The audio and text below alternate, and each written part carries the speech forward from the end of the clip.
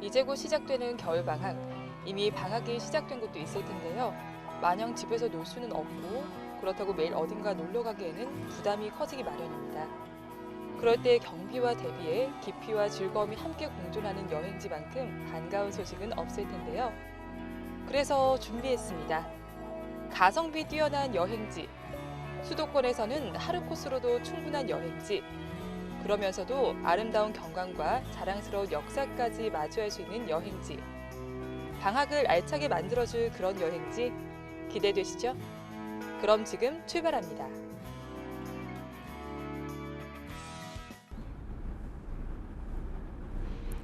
전국 방방곡곡 숨어있는 여행지를 소개하는 트래블 에세이. 오늘은 경기도의 중심인 수원에 왔는데요. 멋진 수원화성을 기점으로 여러 군데 볼거리가 많다고 합니다. 저와 함께 가보실까요?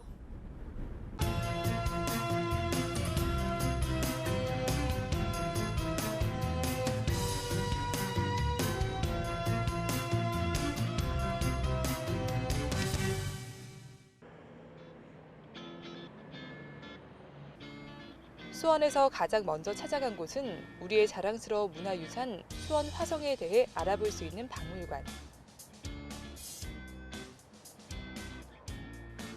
수원 화성이야 해외에까지 알려진 아름다움이 빛나는 문화유산이지만 수원 화성에 대한 자세한 이야기 여러분은 얼마나 알고 계신가요? 이곳은 수원 화성 축성에 대한 모든 것 그리고 축성을 통해 정조가 추구했던 정치적 이상처럼 좀 더 깊이 있는 수원 화성의 이야기를 담고 있습니다.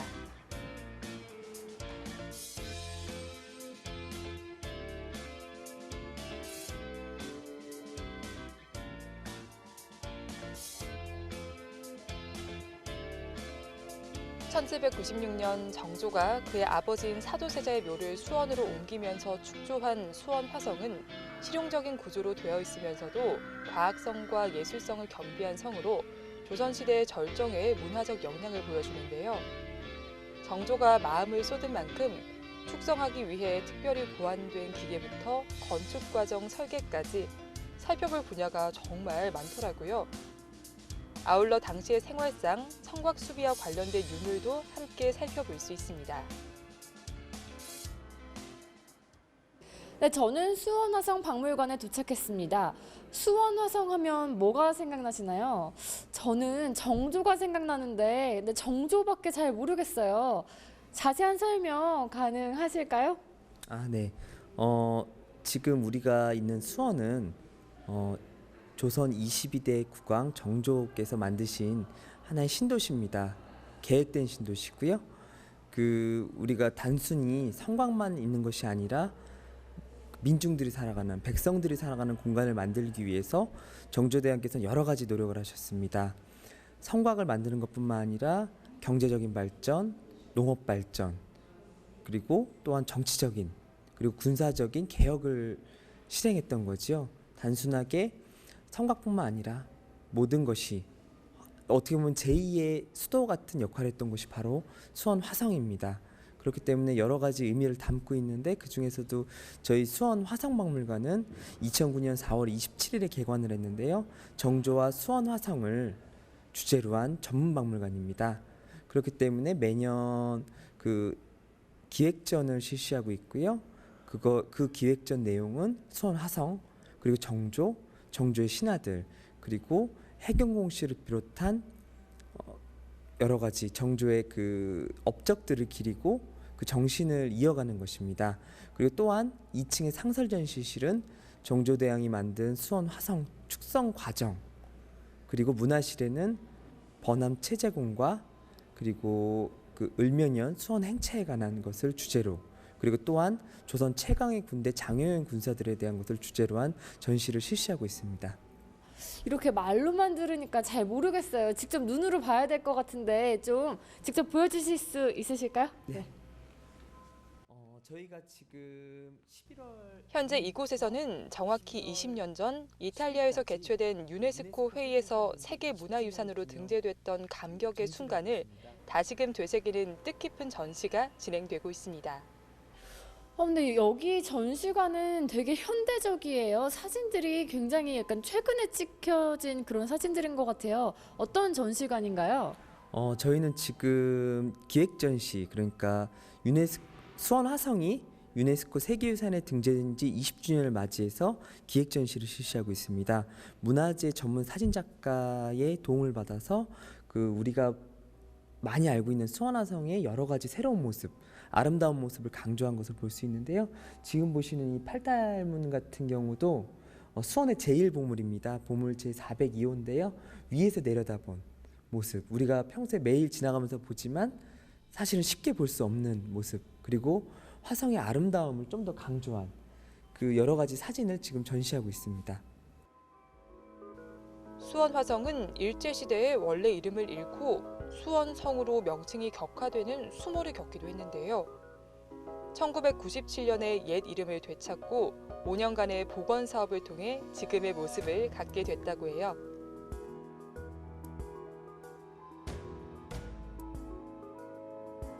명성을 회복하고 당당하게 위용을 드러내고 있는 수원 화성.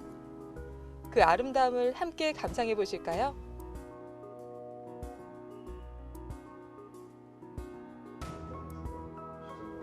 한국 성곽의 꽃 수원 화성. 여러분도 그 진수를 이곳에서 확인하는 감동의 시간을 누려보세요. 처음 화성이 등재될 때 보존 상태와 복원 문제로 반송될 뻔했던 수원 화성.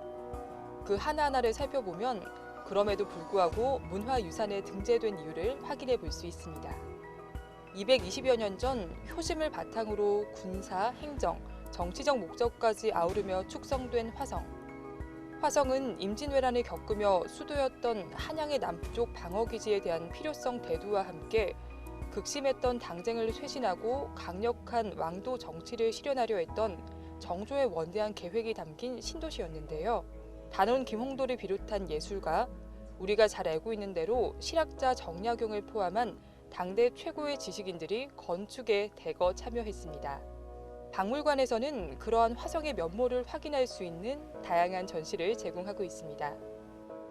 또한 거중기처럼 화성을 건축할 당시 고안된 특별한 기계들, 그리고 화성의 건축 과정을 살펴볼 수 있도록 다양한 방법으로 전시되어 있는 점도 눈길을 끕니다.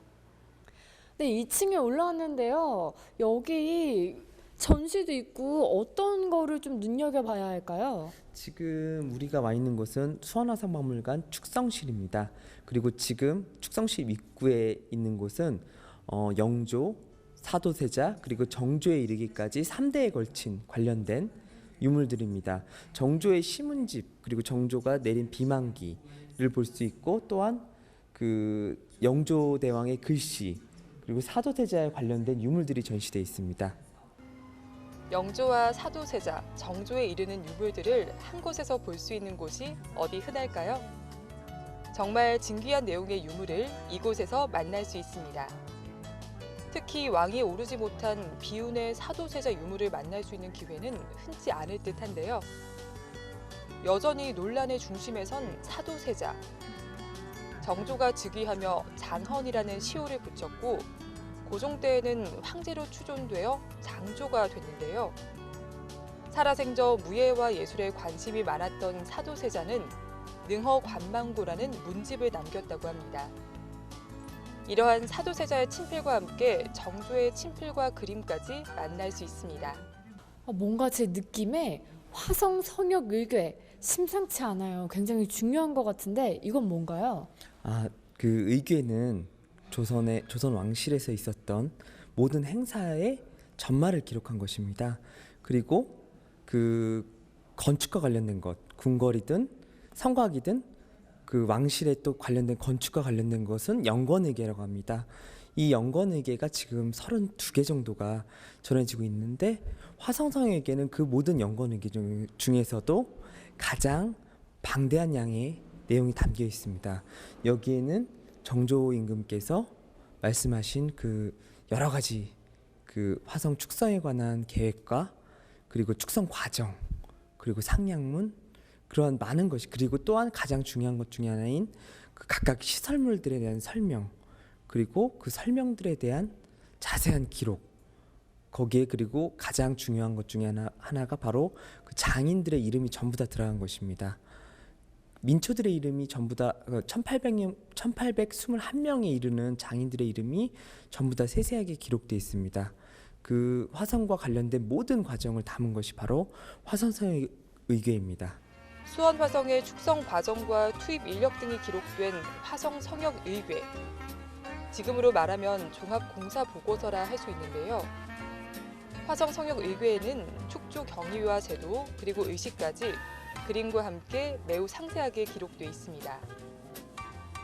이러한 기록 덕분에 수원 화성을 복원할 수 있었고 세계유산으로 등재될 수 있었던 것이죠. 때문에 화성 성역 의궤는 위대한 기록으로 평가받고 있습니다. 프랑스판으로도 남아있는데요. 프랑스는 이 책을 연구해 프랑스 파리의 도시 건축을 위한 기초 자료로 삼았다고 합니다. 보니까 여기는 뭐 모형도 있고 저기 동영상도 있고 여기는 어떤 곳인가요? 지금 우리가 있는 곳은 화성 축성에 관련된 그러니까 재료나 그리고 화성을 짓고 있는 모습 저쪽 디오라에 보시면은 일꾼들이 화성을 만들고 있는 모습을 볼 수 있고요. 지금 이쪽을 보시면은 그 수원 화성을 만들 때 성곽을 만들 때 가장 중요한 재료들을 만드는 것을 볼 수 있습니다. 지금 저쪽에서 보시면은 석수장이들이 돌을 캐고 있는 모습, 이쪽을 보시면은 그 시설물들에 들어가는 벽돌을 굽는 모습, 또 이쪽에 보시면은 그 목조 건축, 많은 시설물 위에 그 누각이 있는데 그 목조 건축에 맞는 목재를 조달하는 모습을 보실 수 있습니다. 이렇듯이 저희 화성박물관에서는 이렇게 축성 과정과 만드는 모습 그리고 도구 등을 전시하고 있습니다.